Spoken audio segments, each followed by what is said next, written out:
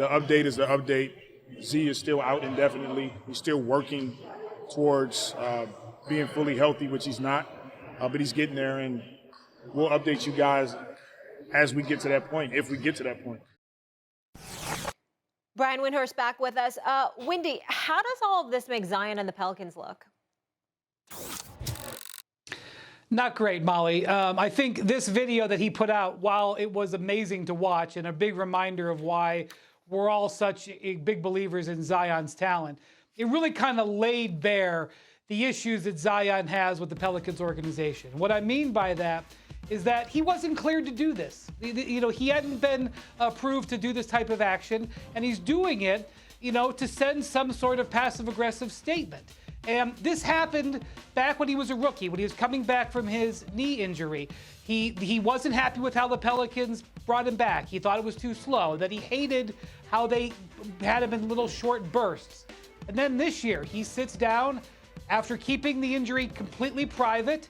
He comes down and says in his only interview he's given in a year that he was going to be back for opening night. And then he has setbacks. And because he has setbacks, the team wants to be very, very careful. So they want to bring him back slowly. But he wants to go back faster. When he has a setback in midseason, he leaves the team for 2 months. This is just an example of Zion and the Pelicans just not having a healthy relationship when it comes to injuries. And because he's dealt with so many injuries, it's vital. And so, meanwhile, I don't know what the Pelicans' schedule was for ramping him up. Maybe they were going to clear him for one-on-one yesterday anyway. But from the outside, it looks like he put that video out and gets cleared to advance in his workouts.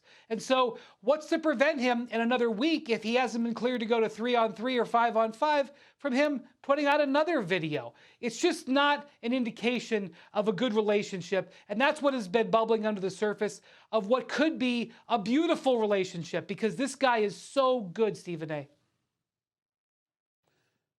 Windy, you are absolutely 1,000% right. I just think that you didn't provide the finishing sentence. And that is this.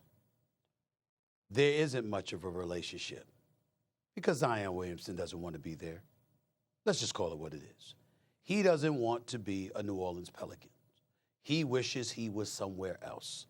And that's why the focus should only be on Zion getting back on the court. The rest of the organization should be focused on Mr. David Griffin. Now, I like Griffin. I like him a lot. I thought that he did a damn good job in Cleveland. LeBron didn't win that championship by himself.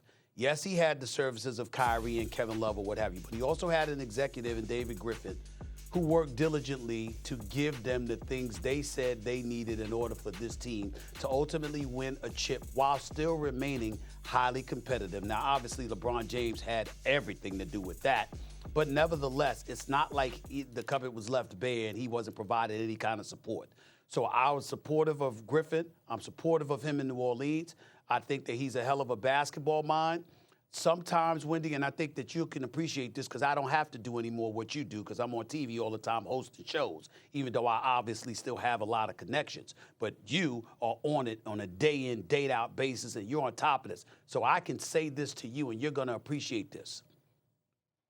David Griffin is one of those dudes, and I don't say this as a negative. I say this as a positive. He's got the ego of players. He got something to prove. He wants to prove all the time how gifted he is as an executive, as opposed to laying back and realizing he's already proven it, and he shouldn't have anything to prove. Just do your job. He gets rid of Alvin Gentry after swearing up and down that Alvin Gentry is his guy. Then he goes the Stan Van Gundy route, and you only let him stay there 1 year before you got rid of him.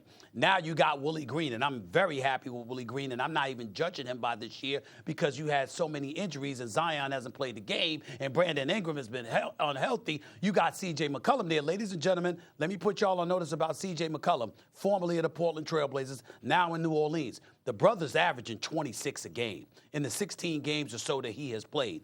He's averaging 26 a game, on 50% shooting from the field and 39% shooting from three-point range. Plus, he's a consummate professional.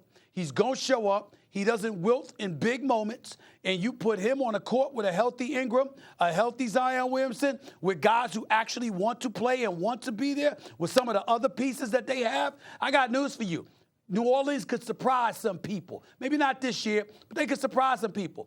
But the reality is, Wendy, Zion don't want to be there.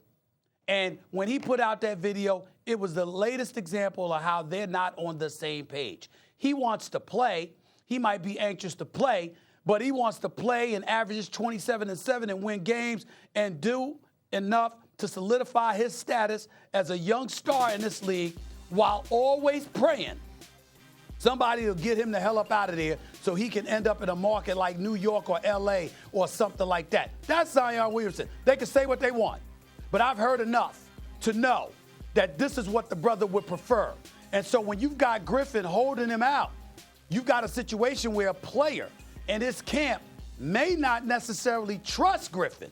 And they might think you being held out because we want you to play next year, because the more you show now, the more pressure might mount to get me the hell up out of there, which is a problem that Griffin may not want to deal with. I ask you this question, Wendy. Has what I said made sense to you? Yes, it does. And I mean, when, the fact that Griff was so aggressive at the trade deadline to go get C.J. McCollum, which is looking like a hell of a trade, is, I think, to prove that the Pelicans can be a playoff team even without Zion, and whatever that might get you. I also want to point out that if the Lakers end up with a top 10 pick this year, the Pelicans get it. And right now, they're right on that line. That's right. They're right there at the 10th pick. And they play them twice more. And they're going to be playing for that pick to push them not only back to 10, but maybe to push them to 11. The other thing I'm going to say is that this summer is a huge moment for Zion, because he is eligible for a contract extension. And we have big decisions. Does Zion want to sign it? Is he prepared to commit himself to that team for another 4 or 5 years? Thanks for watching ESPN on YouTube. For live streaming, sports, and premium content, subscribe to ESPN+.